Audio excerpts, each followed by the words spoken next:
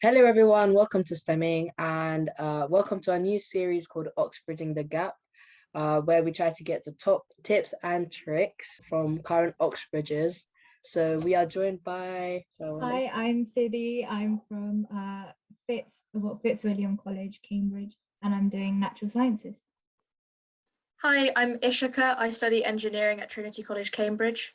And hi, I'm Mahira. I also study engineering at St. John's College, Oxford. Okay, so the first episode is on personal statements. The personal statement is something that universities use to look at how suited you would be for the course and for their university. So do you guys want to go through what kind of plan you had when you were writing your personal statement, what the process was of writing a personal statement as well? For Oxbridge, the deadline for UCAS application is like mid-October. So I started thinking about my personal statement and doing like first drafts and stuff like that the summer before year 13. I sort of had a rough plan to kind of include all of the sort of academic extras I'd done. So like work experiences, summer schools, any books I'd read. And I wanted to include a little bit at the end about sort of non-academic extras, like any roles I'd had in school or like music, sports, that kind of thing. So that's like a rough guideline. They say like 80% academic, 20% non-academic is a good like starting point. I also did something similar along like about the timelines.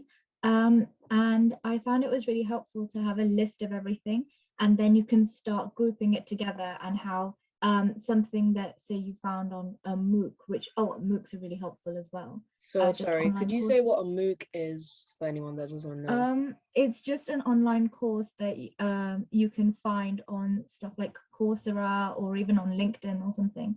And it's a really good addition to your personal statement. And then you can, the most important part of it is to say what you did after the MOOC. So if you did any extra reading after that. So once you start grouping it in, I found that the personal statement flowed much better. I also did kind of a plan and had a set structure of how I wanted to write my personal statement. I started off talking about how I got interested in engineering and where kind of the inspiration came from. Then I talked about some of the things that I did to explore the interests. So like you guys mentioned, so a lot of super curricular things. And then at the end, I just did, the last paragraph was my extracurricular things. And I did a small conclusion about why I feel like all of these things that I've done prepare me to study engineering at university. I think personal statement is something that's kind of pretty similar for everyone, regardless of what in particular you did. Like the structure's pretty similar for, at least for STEM, like definitely I would say the structure's similar for most people. And although you sort of start thinking about it only in like year 12, year 13, like all of the stuff that you're writing about is stuff that you've done throughout the years beforehand, because that's the kind of stuff that made you think like, oh, this is the subject that I maybe want to pursue. Particularly for Oxbridge or like Russell Group unis, I think they're really looking to see like what got you interested, what you did to follow up that interest, maybe what you learned from the things that you did, and to see that kind of like link follow, to like see how your interest grew and that you are like actively pursuing all of these things. But it's a pretty like set standard of things that everyone does, like work experience, summer schools, reading books, reading articles, MOOCs, like online courses, self-learning, like coding, stuff like that. So yeah. So yeah, definitely the key thing from here is what you learned from that thing you did, not just saying the thing you did, but what did you gain from that. So that helps, I guess, the personal tutors to see like how you're grasping this.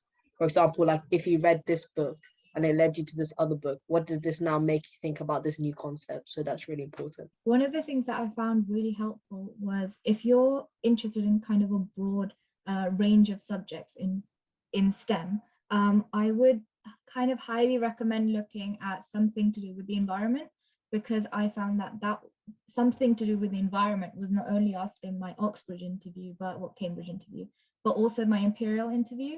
So they really do care about that a lot.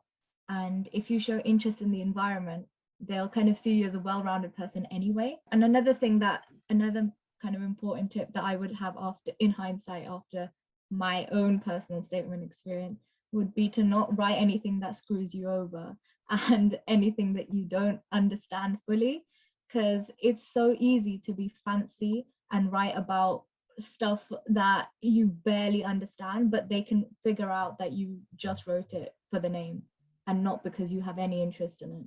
So don't do that. What advice would you give to someone who was maybe had that content already ready for their personal statement, but they were struggling on actually writing it and maybe making those connections or getting an introduction down or conclusion down? What advice would you give to someone who was stuck just writing it? I would say start in the middle. I think the introduction is the hardest thing to write. So I would say kind of starting in the middle, starting with the things that you know about, the things that you've done, the things that you could talk about quite a lot. And then you can come back later and do the introduction conclusion, because those are the two, I think, most challenging bits of the personal statement. Okay, so the next part of, so doesn't apply to Oxford, but for Cambridge, there is such thing as called an SAQ, which, does anyone want to explain what that is? The SAQ is a supplementary questionnaire, and it's usually just to show, for example, in natural sciences, because we have 4 modules that we're applying for, and we need to show kind of our interest or competence in all of them. In our personal statement for the rest of the unis, we can only apply for 1 subject. So I found the SAQ was where you talk about the other subjects that your other modules that you're interested in taking. So for example, my entire personal statement was applying for physics, but I included chemistry in my SAQ, which they later asked me about. The SAQ is like a questionnaire, but there's also a space to write a paragraph, which is what like Siddy's referring to. So you can write like a paragraph that goes in addition to your personal statement, and because it's only for Cambridge to see, it can be very specific to the course, whereas like as you said, the personal statement is not really specific to the course, it's specific to the degree title that you're applying to for all of them. So yeah, so definitely if your degree is something that's very niche to Cambridge, then obviously talk about that, and also talk about how Cambridge like might be suited to you as a person as well, so they get more insight into who you are, not just like your academic side. But yeah, I would say focus on your academic side. Is that what you two would say? Yeah. It's good to go into like detail in the SAQ, but also in the personal statement. I remember reading this like study by Sutton Trust, I think, about personal statements and how Oxbridge admission tutors actually look for detail, and in state schools where your teachers aren't particularly familiar with what they might be looking for, like some teachers will tend to give you advice such as, no, this is too specific, the detail is too much, etc. Whereas in reality, like Oxbridge admission tutors are like sort of looking for a bit of detail. So I would say don't shy away from going into the actual like academic specifics a little bit in your personal statement. When you're like referring to a book, pick out a key part of the book, like something that you actually learned, and maybe explain it. And although that might seem like this is unnecessary detail, like this isn't, you know, your own thing, it's good to show that you have like an in-depth understanding, because it shows that you can like learn about something like holistically, but also like deep into it, if that makes sense. Do you think there's a line between trying to teach those personal tutors something they already know versus trying to go into details to show that you are understanding of that concept? Yeah, definitely. I mean, like there's no point in just like rattling off information that you've learned without really saying how it helped you or why it sparked an interest or whatever. But it's good to just like, as opposed to, I mean, there's a spectrum between saying like I read this book and between reciting everything you learned in the book. And you've got to find somewhere in the middle where you can say, look, I learned this thing from the book, this is why it interested me, and then I took this and I actually thought this was the interesting part and I did something else. And it's just about finding sort of the sweet spot in the middle of the range. Okay, so one by one, could you guys maybe give an example of, like, if you can remember part of your personal statement where you went, I did this, I learned this, which led me to this? Do you guys remember any? I can think of the main one where I did that. It's to do with the engineering education scheme that we did. And that was obviously related to the environment. So it's a pretty good example because I talked about what we actually did in the project and then why it wasn't that successful and what we would change. and then how the project led me on, led all of us on to kind of diverting our idea and talking about something like solar panels instead. And all of this then came up later in stuff like interviews. So I talked about airplane wings quite a lot because that was something that we did at school with Kino. I don't know. So Kino was somebody that came in to kind of help us prepare for interviews in general, and he would kind of go into topics that we were interested in. So airplane wings was one of them. So we talked quite extensively about those. So that's when I was kind of introduced to the topic. So then what I did was I went and read a paper by a Cambridge professor on how airplane wings work. And then I kind of talked about like the misconceptions in my personal statement as well, and why they're incorrect, but didn't go into too much detail kind of explaining exactly everything, because I was also given the advice of not explaining stuff that people already know, just kind of talking about how it's interesting that people came up with these misconceptions. And then I went and talked about an independent project that I did for my own personal research and how I found that fascinating. I did work experience at an Airbus site where satellites are like developed and built. I got work experience through my school, like the gentleman who I worked under like came to give a talk at my school, so I just got work experience via that. And then because of that work experience, we were working with satellites or like observing the testing and stuff like that the whole time.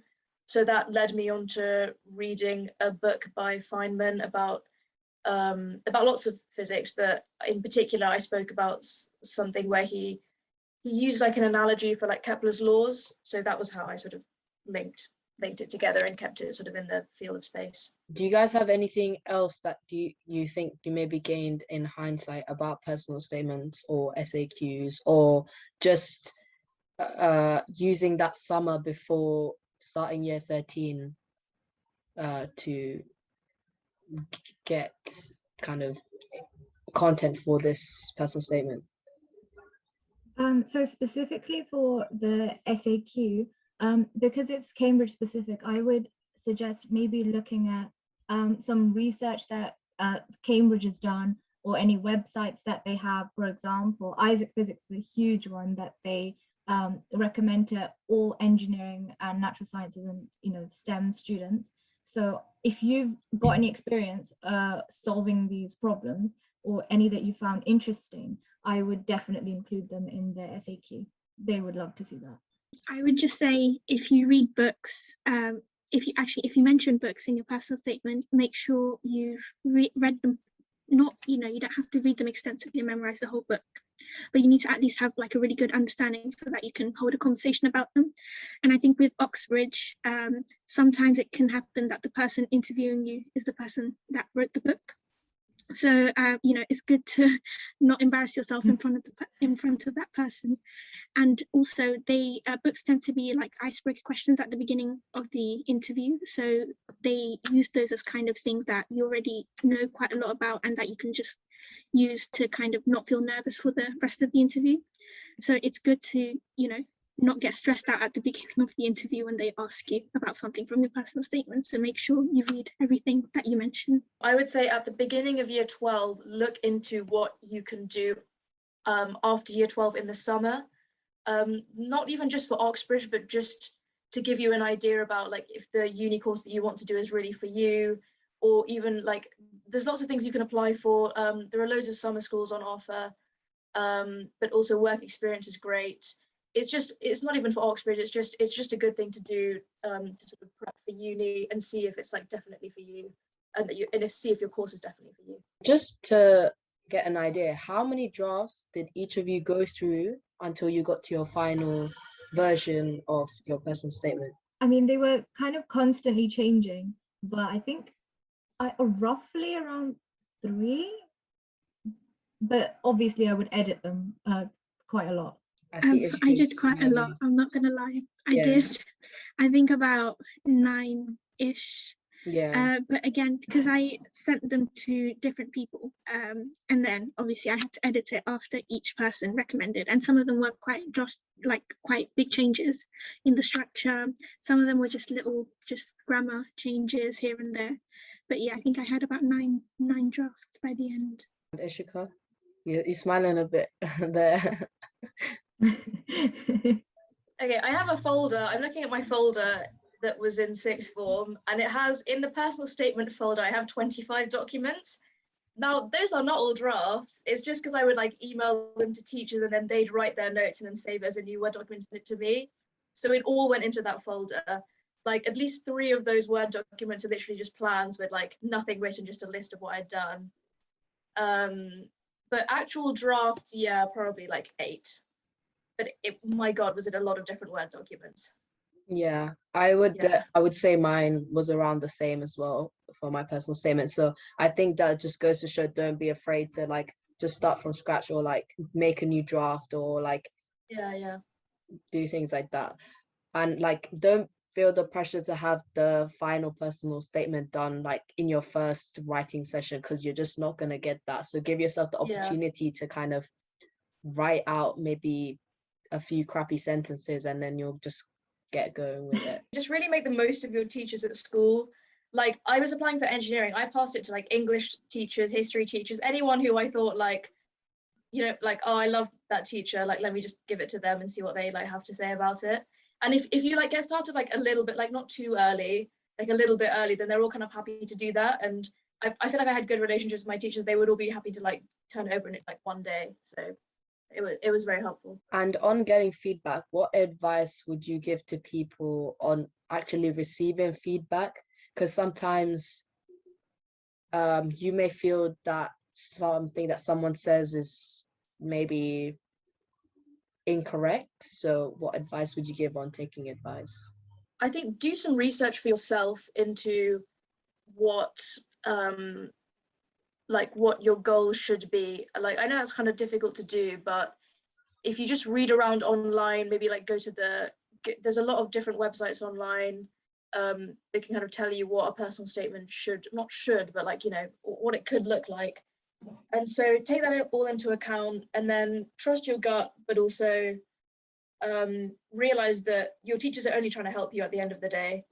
And their advice is probably pretty good, considering they probably taught there for a long time and seen a lot of personal statements.